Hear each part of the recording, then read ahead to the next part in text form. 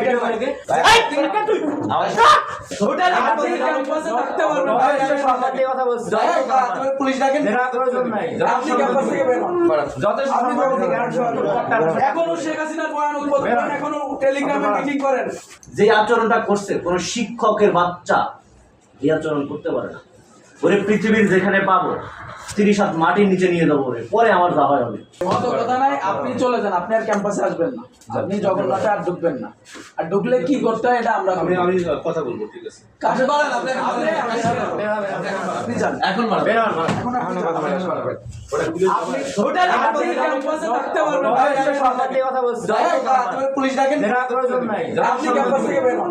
যথেষ্ট সম্মান থেকে এখনো শেখ হাসিনার বয়ান উদ্বোধন করেন, এখনো টেলিগ্রামে মিটিং করেন।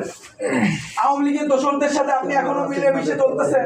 এটা কোনো আপনি বের হন। করতে বলছে আপনি তো বলেন। আপনি বের হন, আপনার এখানে থাকার কোনো রাইট নেই। বলো।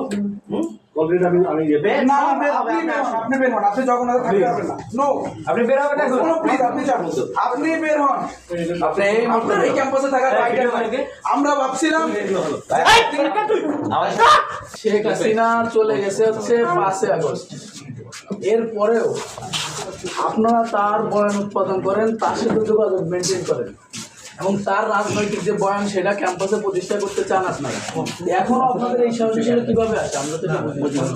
আমাদের আছে মিটিং ওই যে আমার যে অবস্থাটা এটা জানার জন্য না না না না, আপনি কিভাবে টেলিগ্রামে কিভাবে ঠিক আছে শুনেন আপনি কথা না।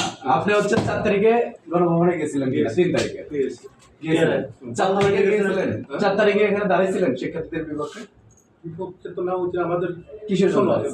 না, আপনার কোনো কথা নেই, আপনি দাঁড়াইছিলেন কিনা এটা বলছেন কি দাঁড়াইছি এবং হ্যাঁ, তারপর আপনি ক্ষমা চাইছেন কিনা বলেন। আরো যে ক্ষমা চাইছেন চাইছেন তারিখে আপনি দাঁড়াইলেন। 4 তারিখে আপনি এখানে এসে দাঁড়াইছেন। 5 তারিখে আমার ভাই সরাসরি লিখিত হয়েছে। 1 তারিখ থেকে আপনারা 15 তারিখ পর্যন্ত ছাত্রলীগের সঙ্গে নিয়ে যুবলীগের টোকাইদের আশেপাশের সঙ্গে নিয়ে এখানে বিভিন্ন প্রকার মিটিং করছেন। তার প্রেক্ষিতে 16 তারিখে আমাদের উপর গুলিবিদ্ধ হয়েছে। 16 তারিখে আমি নিজে গুলিবিদ্ধ হয়েছি। তারপরে আপনাদের ন্যূনতম কোনো অনুশোচনা নাই। আপনারা একের পর এক আওয়ামী লীগ বয়ান উৎপাদন করে যাচ্ছেন।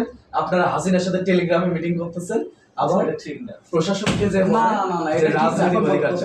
আমরা ভাবছিলাম যে আপনাদের ভিতরে হয়তো অনুশোচনা আছে, কিন্তু আপনাদের ভিতর কোনো অনুশোচনা নেই। থেকে বের হয়ে যাবেন। আপনি এই ক্যাম্পাসে থাকতে বিন্দু পারবেন না। মাত্র আমরা কোনো ছাড় দেব না। আপনাদের 2 বছর এইখানে- আমরা অনেক ছাড় দিছি, কিন্তু দেখতেছি আপনারা ওই হাসিনার গণহত্যাকে প্রতিষ্ঠিত করার জন্য। ভাই যারা শেখ হাসিনারে মা মনে করে তাদের এই ক্যাম্পাসে ভাই কোনো জায়গা হবে না, প্লিজ কোনো জায়গা হবে না। আপনি ধরেন মানুষ জীবনে ভুল করতে পারে, সাপোজ ধরেন আপনি ভুল করছেন, কিন্তু এই যে 5ই আগস্ট পরবর্তী সময় আপনি কি যে আমার 2টা শিক্ষার্থী গুলি লাগছে, আমি তো এই সন্ত্রাসীদের সমর্থন দিয়েছিলাম, তাকে ডাকি বাবারে আমার ভুল হয়েছে, আপনি কি এটা করেছেন?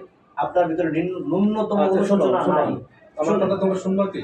শোনেন, আপনার কথা অনেক শুনছি, অনেক আর কোনো কথা শুনতে শেখ চাইছি হাসিনা আর সন্ত্রাসীর বাচ্চারা শুনবে, ও সব আরো কয়েকজন, সবার নাম তো আর মনে নাই, সবাই তো চেহারা মনে আছে। আমরা তো অত তখন চিনতাম না। যে আচরণটা করছে কোন শিক্ষকের বাচ্চা এই আচরণ করতে পারে না। ওরে পৃথিবীর যেখানে পাবো 30 হাত মাটির নিচে নিয়ে যাবো, ওরে পরে আমার যা হয় হবে। আপনি অত কথা নাই, আপনি চলে যান, আপনি আর ক্যাম্পাসে আসবেন না।